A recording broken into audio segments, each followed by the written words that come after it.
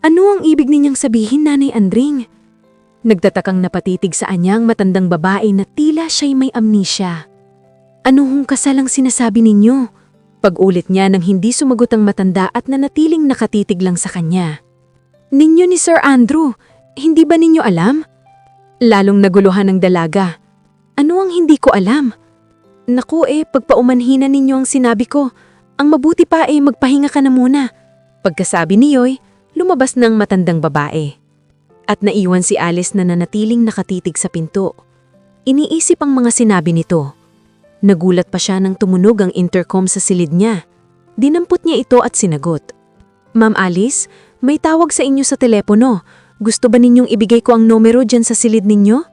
Anang katulong. Sino raw? Kevin daw po. Oh please, ibigay mo ang numero dito sa silid. Gusto niyang makarinig ng pamilyar na tinig. Hindi nagtagal ay nagring ang private line niya. Alice? Hello Kevin? May kasabi kang bungad niya. Nasaan ka? Dito sa isang mumurahing hotel sa Pasay ang tinuluyan ko. Ikaw, sino ang kasama mo dyan? Kevin, naguguluhan ako sa nangyayari. Alam mo ba kung sino ang sumalubong natin kanina? Ang mismong may-ari ng Valencia Paper Products International. Isang buntong hininga ang pinakawalan ng nasa kabilang linya. I know, nakalagay sa calling card na iniabot sa akin. Paano nakilala ng tiyahin mo yan, Alice? Big time ang lalaking yan para maging acquaintance ng tiyahin mo. He was my father's boss, Kevin. Sa parting iyon ay hindi ako nagtataka. My father has been with the company for more than 20 years. But to bother with me personally, gayong maaari naman siyang mag-utos, ay hindi ko lubos maisip. Precisely, yun nga ang ipinagtataka ko. Hindi ang uri ni Mr. Valencia ang nakikihalubilo sa mga tulad natin o di kaya ay sa tiyahin mo. Wika nito na lalo lang nagkadagdag sa kalituhan ni Alice. Gaano tayo katagal dito sa Maynila, Alice? Mukhang nasira ang mga plano natin. Hindi ko pa nakakausap si Andrew. He left immediately pagkahatid sa akin dito. Hindi niya kailangang sabihin sa kasintahan ng tungkol sa sinabi ng mayordoma. Hindi rin niya naiintindihan. At dahil may mga katulong din naman sila sa villa, alam niyang hindi tamang magtanong sa mga ito tungkol sa personal na bagay. It is early, Alice. We can still go out. Manood ng sine o kumain sa labas. At saan ka kumuha ng perang panggala? Huwag mo naman akong hamakin. May bahagyang hinanakit ang tinig nito. Oh, well, knowing na wala kang trabaho. Anyway, susunduin ba kita riyan? Matabang na natawa ang dalaga. I doubt it kung makapapasok ka kahit sa gate man lamang ng subdivision. Pwede naman silang tumawag sa'yo to confirm, di ba? Hindi nila ako kilala, Kevin. Si Mr. Valencia lamang ang maaaring magbigay ng ganong instructions. But try anyway. Sandaling nag-isip si Kevin bago sumagot. Baka nga tama ka. Bukas na lang at ipagbilin mo sa Andrew na iyon. Paano ka bang nasabit dyan? May kutob ako sa lalaking iyon, ha? Nagbuntong hininga siya ulit. Ewan ko, Kevin. Actually, kung hindi lang nakakahiya ay gusto kong mag-long distance kay Tia Sally. Isa pa ay by this time ay alam kong alam na ng Tia Sally na magkasama tayong lumuwas at ayokong marinig ang sermon sa phone. Pagkatapos nilang mag-usap ay nagpaikot-ikot sa silid niya si Alice. Ito ba ang bakasyon? Ni hindi niya alam ang gagawin. Sa pakiramdam niya'y nakakakulong siya. Paano siya lalabas upang puntahan ang gusto niyang puntahan? Hanggang sa makapaghapunan at inabot na lang siya ng antok, ay hindi dumating si Andrew. Umaga na nang magising siya. Mabilis siyang pumasok ng banyo at naligo at nag-ayos ng sarili. Nagsuot ng faded denims at loose blouse. Itinrintas ang buhok sa likod at pagkatapos ay lumabas ng silid. Nakasalubong niya ang isang unipormeng katulong. Gising na po pala kayo, Ma'am Alice. Bungad nito. Nasa library po si Sir Andrew. Bumaba na kayo roon at naroon ang almusal. Walang kibong sumunod dito si Alice. Binuksan ng maid ang pinto ng library matapos kumatok at muli ring isinara nang makapasok siya. Nakaupo si Andrew sa isang velvet upholstered sofa. Nakaputing t-shirt at puting shorts. Hindi niya maiwasang hindi humanga. Dynamic ang personality ng lalaki and definitely masculine. "Good morning, Alice." Bati niya na itinuro ng isang kamay ang katabing single sofa. Good morning. Morning. Marahan niyang sagot at naupo. Sinalina ni Andrew ng juice ang baso niya. Nasa harap nila ang isang American breakfast. Thank you. Aniya at dinampot ang baso ng juice at uminom. Tulog ka na nang dumating ako kagabi. Simula nito. Inabot ng gabi ang huling meeting na pinuntahan ko. Tumanggo siya. Hindi ko na itatanong kung bakit kilala mo ang Tia Sally.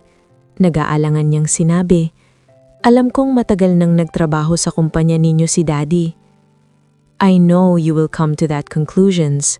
May pagsang-ayon sa tinig nito. Anyway, where do you want to go this morning? Nabigla ang dalaga sa tanong at hindi agad nakasagot. Nagpatuloy si Andrew. I suggest na mag-shopping ka ngayong umaga. Pagkatapos ay mananghalian tayo sa kahit aling 5-star hotel na mapili mo. Sa gabi, maybe we can… Teka. Sansala niya sa sinasabi nito. Maraming salamat sa suhestyon, Mr. Valencia. Andrew, Alice, agap ng lalaki sa sinasabi niya. Hindi ninyo ako kailangang samahan sa pamamasyal. Alam kong abala kayong tao. Muli ay pinutol ni Andrew ang sasabihin niya. Andrew, ang pangalan ko Alice, at hindi mo ako kailangang gamitan ng ninyo at kayo. Amused nitong sinabi. Andrew, kung ganon. As I was saying, hindi mo ako kailangang samahan sa pamamasyal.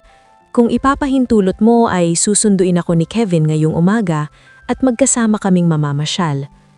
Nakita niya ang biglang pag-iba ng ekspresyon ng lalaki. Tumayo ito mula sa kinauupuan. Dinampot ang sigarilyo sa mesa at nagsindi. Alice, nang sabi ni Sally na luluwas ka ng Maynila, ay alam mong alam ng tiya mo na mag-isa ka lang napaparito. At iyon din ang pagkakaalam ko. Wika nito na hindi tumitingin sa kanya at pagkatapos ay nagbuga ng usok pa itaas. Ang buong panahon ko, umpisa sa araw na ito, ay nakaukol sa iyo. But you don't have to, protesta niya. I mean, alam kong busy ka. Hindi kailangang mag-abala ka ng ganito. Hindi abala ang tawag ko doon, Alice, kundi obligasyon. Obligasyon? Napataas ang dalawang kilay ng dalaga. Ano ang ibig mong sabihin? Why should you feel obligated with me? Ang daddy mo'y matagal nang namasukan sa kumpanya ko, bukod pa sa kaibigan siya ng papa. In one way or another, ay obligasyon kong… No, Mr. Andrew, wala kang gamong obligasyon. Sansala niya sa sasabihin niya. Hindi niya iniintindihan ang self-imposed obligation na sinasabi nito, gayong natatandaan niyang malinaw na hindi gusto ng daddy niya ang Andrew Valencia na ito. Katunayan ganyan, ay gusto sanang hilingin sa iyo na lilipat na lang ako ng titirhan, sa hotel siguro. Sa nagsalubong ang mga kilay ni Andrew na humarap sa kanya. Sa hotel? Sinong nagbigay sa iyo ng ganyang ideya? Ang boyfriend mo? Inis masaad ng binata. Umiling siya. I do not mean to be rude but I just don't feel comfortable here. Mas gugustuhin kong mag-book sa hotel. Nakita niya ang bahagyang pagtaas ng sulok ng bibig ng kaharap. Sa palagay mo ba'y papayagan kitang sa hotel tumira? Nag-angat siyang bigla ng paningin. At bakit hindi mo ako papayagan? Ano ang karapatan mong pigilan ako dito? Nagtatakang tanong niya. Sa akin ka ipinagkatiwala ni Sally, Alice, pormal nitong sinabi. Dinampot ang tasa ng kape at humigop. Umiling siya. Kung sinabi sa akin ni Tia Sally ang tungkol sa ganitong arrangement bago ako lumuwas, ay hindi ako papayag, Mr. Valencia. This is not the kind of vacation I had in mind. Forgive me for saying pero para kong nakakulong dito. Nakakalula ang karangyaan ng bahay na ito. Inikot niya ang buong silid. Ikinalulungkot kong ganoon ang impresyon mo sa bahay ko, Alice. Ano ang gusto mong gawin ko upang maging panatag ang loob mo dito? Nakadama ng pagkapahiya si Alice sa naunang sinabi, bagaman nagtataka sa pagiging accommodating ng binata. Maraming salamat, Andrew, pero hindi ko gustong mag-impose at sana'y pumayag ka nang sa hotel ako tumuloy. Nakikiusap ang tinig niya pero ang determinasyon sa ilalim ng sinasabi ay naroon. Matagal bago sumagot ang lalaki. Ikinalulungkot kong hindi kita mapagbibigyan, Alice. Padabog siyang tumayo. Wala kang karapatang pigilan ako rito. Bahagyang tumaas ang tinig niya. Nagbuntong hinga ang lalaki. But I have all the right. Ano bang pinagsasabi mo? Hindi kita naiintindihan. Lalong bumangon ang inis sa dibdib niya sa sinabi nito. Gusto kong makausap ang Tia Sally, Mr. Valencia. Mariing dagdag niya. Nagkibit na mga balikat si Andrew. Dinampot ang sipi sa side table at ito mismo ang nag-place ng tawag. Makalipas ang mahabang sandali ay ibinigay sa kanya ng binata ang sipi. Tia, agad niyang bungad. Natutuwa ako at nakarating ka na, Alice. Nahihimigan ng dalaga ang pag-aalangan sa tinig ng tiyahin sa kabilang linya. Tia, gusto kong hingin ng permiso ninyong hindi sa tahanan ni Mr. Valencia manirahan, agad niyang sinabi. Bahagya lang tinapunan ng sulyap ang binata na prenteng nakasandal sa gilid ng mesa at pinanunood ang sari-saring ekspresyon ng mukha niya. Alice, hiha, ang ating na mahiging hindi malaman ang sasabihin, hindi na ako ang magpapasya niyan kundi si Andrew. Na malaki ang mga mata ng dalaga na biglang napatitig sa lalaking prenteng nakasandal. Ano bang ibig ninyong sabihin? Bakit kailangang ibang tao ang hihingan kong pahintulot? Naguguluhang tanong niya. Nakikiusap ako, Alice. Ani ni Sally na gumagaralgal ang tinig. Kung ano man ang sinasabi ni Andrew sa iyo, ay makabubuting siya mong sundin. Hindi natapos ni Sally ang sasabihin dahil kinuha ni Andrew sa mga kamay niya ang telepono. I'll talk to you later, Sally. Yes. Pagkatapos ay ini-off na nito ang CP at muling ibinalik sa pinagkunan. Hinarap si Alice na hindi pa rin nakakilos. Satisfied? Paasik matumayo ang dalaga. Hindi ko naiintindihan ng lahat ng ito, Mr. Valencia. Kung hindi mapagpasyahan ng Tia Sally ko kung saan ako manunuluyan, ay ako ang magpapasya. Gusto kong sa hotel tumuloy sa panahong narito ako sa Maynila. Isang buntong hininga ang pinakawalan ng lalaki. Which hotel, Alice? The cheapest dahil yun lang ang kaya ng pera mo? I would not allow you. Hindi ako interesado sa opinion mo, Mr. Valencia. Sa hotel ako manunuluyan at hindi rito. Mariing wika niya. The nerve of this man na pagpasyahan kung ano ang gusto niya at hindi. At ang Tia Sally naman niya'y pinayuhan pa siyang sundin nito. Sa akin ka ipinagkatiwala ng daddy mo kaya may karapatan akong desisyonan ng tungkol sa iyo, Alice. Malumanay pa rin ang sagot ng binata. Namilog ang mga mata ng dalaga. Yan ang hindi ko mapapaniwalaan, Mr. Valencia. Paano akong ipagkakatiwala sa iyo ng daddy gayong hindi nito ninais na magkakilala man lang tayo? My father despised you. Now I can see why. Nakita niya ang paggalaw ng mga muscles nito sa mukha sa sinabi niya. Mananatili ka rito, Alice. Kung gusto mong mamasyal saan man, ay ako mismo ang sasama sa iyo. Mabilis na umiling ang dalaga. Hindi, Mr. Valencia. Ipinagpapasalamat ko ang mga kabandahang loob mo sa akin. Pero hindi ito ang uri ng bakasyon na nasa isip ko nang balakin kong magpunta rito ng Maynila. Ngayong ding umagan ito ay aalis ako, kung ipakahintulot mo ang paggamit ko ng telepono mo. Ano ang silbi ng gagawin mo, Alice, when you will be spending my money? Wika nito na ikahinto niya sa akmang pagdampot sa CP. Hindi ako tatanggap ng pera mula sa inyo, Mr. Valencia. Nakita niyang kinabakasan ng pagkabagot ang muka ng lalaki. Tumayo ito at lumakad patungo sa malaking narrow desk. May inilabas na mga dokumento at inilapag sa ibabaw ng mesa at pagkatapos ay sumandal dito. Mukhang nagkakamali ng description si Sally sa'yo, Alice. She said you are a submissive little one. Mali kung ganun ang impormasyong nakarating sa'yo, Mr. Valencia. Muli nitong akmang dadamputin ng telepono. Kung ang balak mong tawagan na yung boyfriend mo, forget it. Ni hindi siya palalampasin man lamang ng gwardya sa main gate. Naniningkit ang mga matang hinarap ng dalaga ang lalaki. Anong ibig mong sabihin? You are not going anywhere, Alice.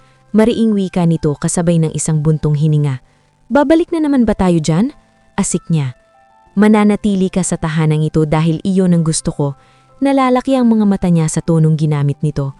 I own you, Alice. Idinugtong pa nito. Anong ibig mong sabihin? Pakiwari niya ay dumami ang mga gatla niya sa noo. Ilang beses na ba niyang inuulit-ulit ang tanong na iyon? Kahapon ay sinabi mong pinagproprotektahan mo ang pag-aari mo, ngayon na may. Tulad ng narinig mo, pag-aari kita. Casual nitong sagot. Nobody owns me, Mr. Valencia. Sa pagkakataong iyon ay napukaw na ang galit niya.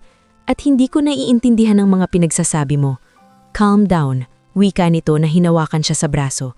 Agad binawi ng dalaga ang kamay dahil pakiramdam niya ay nakuryente siya. I own you, Alice, since 3 years ago. Hindi magawang magsalita ang dalaga. Maang napatitig sa kaharap. Now listen, I never intended to tell you this but you're not giving me any choice.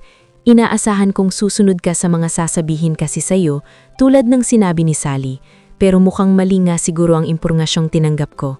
Stop talking in riddles. Ano ang gusto mong sabihin? Sandali muna siyang tinitigan nito bago magsalita. Ipinambayad ka sa akin ni Ramon sa mga pagkakautang niya sa kumpanya. Hindi agad nakasagot ang dalaga sa narinig. Sinikap i-register sa isip ang sinabi ng kaharap. May utang ang ama mo sa kumpanya ng 2.2 milyong piso.